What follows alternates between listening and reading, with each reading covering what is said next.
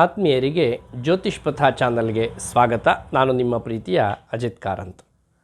2026ನೇ ಇಸ್ವಿ ಕರ್ಕಾಟಕ ರಾಶಿಯವರಿಗೆ ಹೇಗಿದೆ ಅಂತ ತಿಳಿದುಕೊಳ್ಳುವಂತಹ ಕಾಲ. ಶುಭಾಶುಭ ಫಲಗಳು ಎಷ್ಟು, ಜೊತೆಗೆ ಸೂಕ್ತ ಪರಿಹಾರ ಏನನ್ನು ನಾವು ಮಾಡಬೇಕು, ಗುರುಬಲ ಯಾವ ಕಾಲಕ್ಕಿದೆ ಅಂತ ಇದನ್ನು ನಾವು ತಿಳಿದುಕೊಳ್ಳಬೇಕು ಅಂತಾದರೆ ಪ್ರಾರಂಭದ 5 ತಿಂಗಳು ಅಂದರೆ ಜನವರಿಯಿಂದ ಮೇ ತಿಂಗಳು ಸಂಪೂರ್ಣವಾಗಿ ಅಂದರೆ ಜೂನ್ 1ನೇ ತಾರೀಕಿನವರೆಗೆ ಗುರು ತಾನು ವ್ಯಯಸ್ಥಾನದಲ್ಲಿ ಇರ್ತಾನೆ, ಮಿಥುನ ರಾಶಿಯಲ್ಲಿರ್ತಾನೆ. ಇದರ ಕಾರಣದಿಂದ ಸ್ಥಾನಭ್ರಂಶ, ಧನಚ್ಛೇದ, ವೃಥಾ ಸಂಚರಣ, ದೈನ್ಯಾವಸ್ಥೆ ಎನ್ನುವಂತಹ ಯೋಗ ಫಲಗಳು. ನಿಮಗಿರಬಹುದಾದ ಸ್ಥಾನವನ್ನು ಕಳೆದುಕೊಳ್ಳಬಹುದು, ಹಾಗೂ ಧನ ಛೇದ ಉಂಟಾಗುತ್ತೆ. ಅಂದರೆ ಬರಬೇಕಾದ ಹಣ ಸರಿಯಾದ ಸಮಯಕ್ಕೆ ಸರಿಯಾದ ಪ್ರಮಾಣದಲ್ಲಿ ಬರದೆ ತುಂಡು ತುಂಡಾಗಿ ಬರುವಂತಹ ಸಾಧ್ಯತೆ, ಅದರಿಂದ ನಿಮಗೆ ಯಾವುದೇ ಪ್ರಯೋಜನ ಸಿದ್ಧಿಯಾಗದೆ ಹೋಗಬಹುದು. ಜೊತೆಗೆ ವೃಥಾ ಸಂಚರಣ, ಒಂದು ಕೆಲಸಕ್ಕೆ 10 ಬಾರಿ ಓಡಾಟ ಮಾಡಬೇಕಾದಂತಹ ಅನಿವಾರ್ಯ ಸ್ಥಿತಿ ಬಂದು ಒದಗಬಹುದು. ಮತ್ತು ಇನ್ನೊಬ್ಬರಲ್ಲಿ ಬೇಡುವಂತಹ ದೈನ್ಯಾವಸ್ಥೆ ಬಂದು ಒದಗಬಹುದು. ಇದು ಪ್ರಾರಂಭದ 5 ತಿಂಗಳು. ಆ ನಂತರ ಜೂನ್ನಿಂದ ಅಕ್ಟೋಬರ್ ತಿಂಗಳವರೆಗೆ ರಾಜಕೋಪ, ಧನನಷ್ಟ, ಬುದ್ಧಿನಾಶ, ಸ್ಥಾನಹಾನಿ, ಬಹುಕಲಹ ಎನ್ನುವಂತಹ ಯೋಗ. ಇದು ಜನ್ಮರಾಶಿಗೆ ಗುರುವಿನ ಆಗಮನ ಉಂಟಾಗುತ್ತೆ. ಜನ್ಮರಾಶಿಗೆ ಗುರುವಿನ ಆಗಮನ ಅಂತ ಹೇಳಿದರೆ ಅವನಿಗೆ ಉಚ್ಚ ಸ್ಥಾನವೇ ಹೌದಾದರೂ ಕೂಡ ಒಂದು ರೀತಿಯ ವನವಾಸದ ಅನುಭವ ನಿಮ್ಮ ಪಾಲಿಗೆ ಬರಬಹುದು. ಅಧಿಕಾರಿ ವರ್ಗದವರಿಂದ ಕೋಪ, ಹಾಗೆ ಧನ ನಷ್ಟ ಉಂಟಾಗುವಂಥದ್ದು, ಯಾವ ಕೆಲಸವನ್ನು ಹೇಗೆ ಮಾಡಬೇಕು ಅಂತ ಗೊತ್ತಾಗದೆ ಬುದ್ಧಿಯನ್ನು ಕಳೆದುಕೊಳ್ಳುವಂಥದ್ದು, ಸ್ಥಾನಹಾನಿ ಮೊದಲಾದ ದೋಷಗಳು, ಈ ಎಲ್ಲ ಕಾರಣಗಳಿಂದ ಬಹು ಕಲಹ ಉಂಟಾಗಬಹುದು. ಎಲ್ಲರಲ್ಲಿ ಒಂದು ಕಲಹವನ್ನು ಮಾಡುವಂತಹ ಸ್ಥಿತಿ ಬಂದೊದಗಬಹುದು. ಆದರೆ ಆ ನಂತರದಲ್ಲಿ ಬರುವಂತಹ ಕಾಲ ಅಕ್ಟೋಬರ್ ನಂತರ, ಅದು 2027ರವರೆಗೂ ಹಾಗೆ ಮುಂದುವರಿಯುತ್ತೆ. ಅಲ್ಲಿ ಉತ್ತಮವಾದಂತಹ ಗುರುಬಲ ಎನ್ನುವಂಥದ್ದು ಪ್ರಾಪ್ತಿಯಾಗುತ್ತೆ. ಅಕ್ಟೋಬರ್ ತಿಂಗಳ ನಂತರ ಕರ್ಕಾಟಕ ರಾಶಿಯವರಿಗೆ ಗುರುಬಲ ಒಳ್ಳೆಯ ರೀತಿಯಲ್ಲಿದೆ. ಕುಟುಂಬ ಸೌಖ್ಯ, ವಿತ್ತ ಲಾಭ, ವಾಕ್ಸಿದ್ಧಿ, ಕೀರ್ತಿ ಲಾಭ ಮತ್ತು ಧರ್ಮ ಕಾರ್ಯಾಚರಣೆ ಎನ್ನುವಂಥದ್ದು.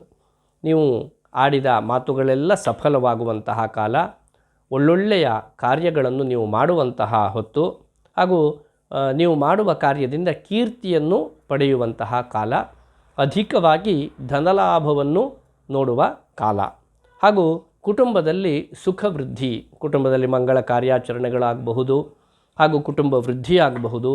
ಈ ಎಲ್ಲ ಕಾರಣಗಳಿಂದ ಕುಟುಂಬ ಸೌಖ್ಯವನ್ನು ನೀವು ಅನುಭವಿಸುವಂತಹ ಕಾಲ. ವರ್ಷ ಪೂರ್ತಿಯಾಗಿ ಭಾಗ್ಯಸ್ಥಾನದಲ್ಲಿ ಶನಿಯ ಸ್ಥಿತಿ ಇರುತ್ತೆ.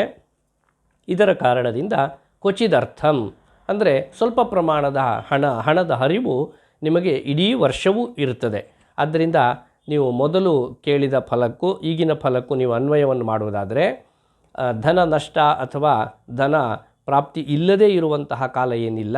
ವರ್ಷ ಪೂರ್ತಿಯಾಗಿ ಕ್ವಚಿತ್ ಅಂದರೆ ಸ್ವಲ್ಪ ಪ್ರಮಾಣದ್ದಾದರೂ ಕೂಡ ನಿಮ್ಮ ಅಗತ್ಯಕ್ಕೆ ಬೇಕಾದಷ್ಟು ಹಣ ನಿಮಗೆ ಯಾವಾಗಲೂ ಹರಿಯುತ್ತಾ ಇರುತ್ತೆ.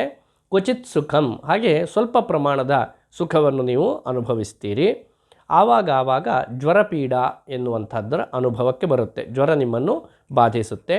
ಇನ್ನು ಮಕ್ಕಳಿಂದ ಸ್ವಲ್ಪ ನೋವನ್ನು ಅನುಭವಿಸಬೇಕಾದಂತಹ ಕಾಲ, ಕೆಲವರಿಗೆ ಮಕ್ಕಳಾಗಲಿಲ್ಲ ಎನ್ನುವಂತಹ ದುಃಖದಿಂದ ನೋವು ಪಡುವಂತಹ ಕಾಲ. ಇನ್ನು ಕೆಲವರಿಗೆ ಜಾತಕದ ಯೋಗ ಫಲಗಳು ಹಾಗೆ ಇದ್ದರೆ ಹೃದ್ಬಾಧೆ, ಹೃದಯ ಸಂಬಂಧಿಯಾದ ಯಾವುದಾದರೂ ಬಾಧೆಗಳು ಉಂಟಾದೀತು. ಆದ್ದರಿಂದ ಆ ಬಗ್ಗೆ ಸ್ವಲ್ಪ ಜಾಗರೂಕರಾಗಿ ಇರಬೇಕಾಗತ್ತೆ.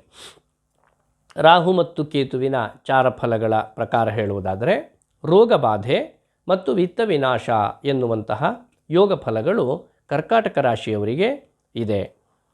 ಕರ್ಕಾಟಕ ರಾಶಿಯವರು ವರ್ಷಪೂರ್ತಿಯಾಗಿ ಶುಭವನ್ನು ಕಾಣಬೇಕು ಅಂತಾದರೆ ಯಾವ ಅನುಷ್ಠಾನವನ್ನು ಮಾಡಬೇಕು ಮತ್ತು ಯಾವುದನ್ನು ಮಾಡುವುದರಿಂದ ನಮಗೆ ಅತ್ಯಂತ ಶ್ರೇಯಸ್ಸು ಅಂತ ಕೇಳಿದರೆ ಪಂಚಾಕ್ಷರಿ ಜಪದ ವಿಶೇಷ ಅನುಷ್ಠಾನವನ್ನು ಕರ್ಕಾಟಕ ರಾಶಿಯವರು ಮಾಡುವುದು ಅತ್ಯಂತ ಸೂಕ್ತ.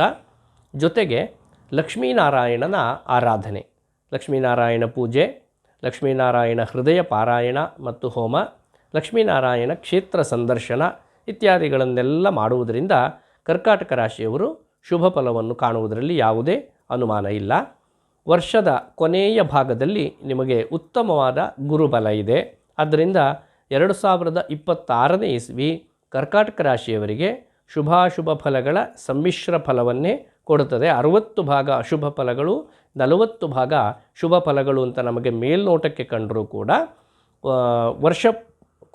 ವರ್ಷದ ಕೊನೆಯಲ್ಲಿ ಗುರುವಿನ ಪೂರ್ಣಾನುಗ್ರಹ ಉಂಟಾಗುವುದರಿಂದಲೂ ಜೊತೆಗೆ ಭಾಗ್ಯದ ಶನಿ ಅವನು 50 ಭಾಗ ಶುಭವನ್ನೇ ಕೊಡುವ ಕಾರಣದಿಂದಲೂ ಒಟ್ಟಿನಲ್ಲಿ 50 ಭಾಗ ಶುಭ ಮತ್ತು 50 ಭಾಗ ಅಶುಭ ಈ ರೀತಿಯಾಗಿ ನಾವು ನಿರ್ಧರಿಸಬಹುದಾಗತ್ತೆ.